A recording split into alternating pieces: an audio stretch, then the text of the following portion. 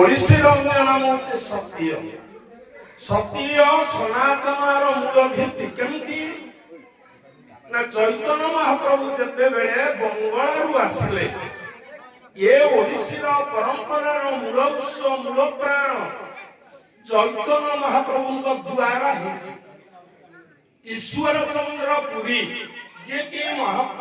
चैतन्य महाप्रभुंकर गुरुदेव थिले। तेणु आपणकर जेतेबेले नाम आसिला आपण किंबदंती अनेक कथा कहे किंबदंती शुणा शुणी इतिहासटा होते सत्य अर्थात जहा इतिहास कहूछि आपणकर सर्वोपरि ओडिशा इतिहास आपण देखंतु भारत इतिहास देखंतु किछि झलक मिलिबो। उत्कलीय वैष्णव गौड़ीय वैष्णव ये दुई भाग सेतेबेले बादानुबाद हेले ठीक ना नहीं कहीं हेले दले कहले नाम भितर दुई भाग हेला